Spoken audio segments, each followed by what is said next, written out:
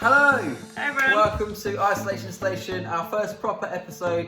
We did the introductory one yesterday and that seemed to go down pretty well. So we're excited to bring you today's first proper episode. We won't always be the main people doing the speaking. Which is good. We've got a couple of other people that are going to be doing it sometimes though, which is fantastic. Come from different angles, so stay tuned for that. Today, we're going to be talking about, stop banging your foot because you're going to make the thing wobble. We're going to be talking about fear, anxiety, worry, nervousness. We're in times of uncertainty right now, and this is affecting everybody in some way.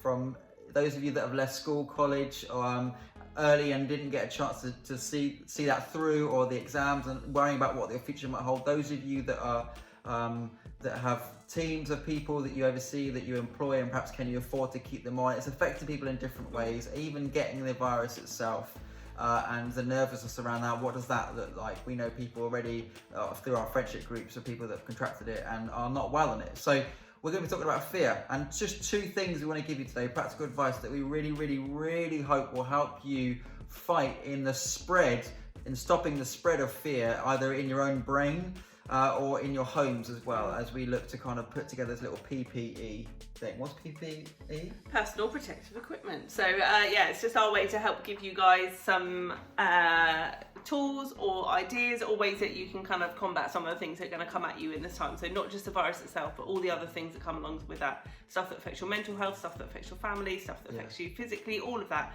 We just want to give you guys some tools to help with that. And today, as Jim said, we're talking about fear, but we don't want this to be judgment on you guys. So we don't want you to think that we're sat here saying, don't be afraid, everything's gonna be fine. Like, you shouldn't be afraid. Like, what are you worrying about? Like, we're worried. Like, there's things that we're both really anxious about, and things that are affecting us and our kids and our jobs and our future. Things are really uncertain. Like, I mean, even yesterday, like Jim said, we had to put the bins out, bin day, and he was like, Am I allowed to put the bins out? Can I take the bins to the end of the drive because we're in isolation? Do I need to wear gloves? Like, it's stupid little things like that. There's so many things to be uncertain about, but that's okay. Yeah. But what we want to do is help you guys be equipped in how to deal with that fear and kind of how you can move on from that so it doesn't trap you and doesn't affect the way that you're living your lives.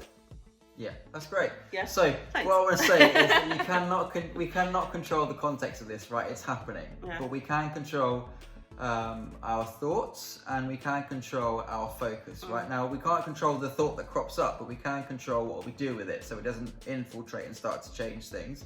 And so, what I want to say, the first thing is there's a verse in the Bible, Romans 12:21, that says, "Take every thought captive." Okay. Now, the original Greek is it's like holding a spear to that thought. As soon as that thought crops up into your mind, a fearful thought, a worried thought, an anxious thought, we know the bigger context is that we can't control it through anxiety and worry anyway, is to take that thought captive. It takes practice. I'm not saying it's easy, but it's about taking it captive and imprisoning it. Don't let it get into anything else, right?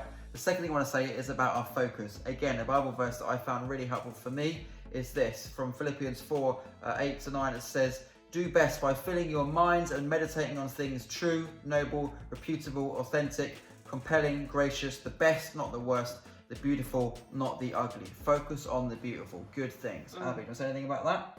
I think it's just something that we have tried to apply in the last 10 days or so, because, it's so easy to get into this situation. I think the first day or so, we kind of were a little bit lost, didn't really know what to do, kind of thinking, this is going to be it, we're going to be stuck inside, it's going to be terrible. But actually, the thing that I have found really helpful, I read it somewhere online, was to give yourself and give your kids or whoever's in your household some kind of like targets to work towards, so you have something positive to focus on. So instead of thinking about the negative side of all of this, that all the stuff you're going to miss out on, all the things you can't do, holidays that you had booked that you can't get to, schools that you're not going to graduate from, a job that you're not in at the moment, whatever it may be, actually think of some positive stuff that you can focus on instead. So yeah, your kids may not be going to school at the moment, they might be missing out on lessons. Our daughter Amelie doesn't get to do her SATs this year, which she's actually devastated about. But actually there's some really positive stuff that you can spin on that instead. So our new co-workers, Amelie and Obi, we now get to spend time with them every single day. That's a really positive thing. We get to know all of the stuff that they're doing every single day, rather than stuff and things, which is what I used to get every day when they came out of school. Or just like a grunt. How was your day? Now I get to know everything, which for me is a real privilege. So it's about putting that positive spin on things, and instead of allowing the fear and the anxiety to get to you and think about the negative stuff, you focus on the positive side of things instead. To finish, finally, we want to say that fear can freeze, right?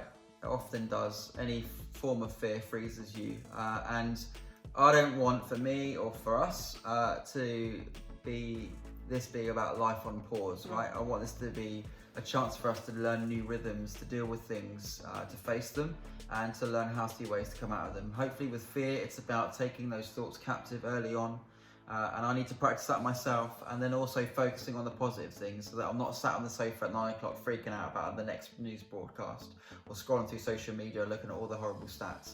I can take those thoughts captive, I can acknowledge that I have them, but then I can also focus on other things, good things, beautiful things. We hope this helps you, we hope this equips you, challenges you. Happy to take questions from it, but also if you've got anything else you want to add to it, please do so in the comments or whatever, send us a message.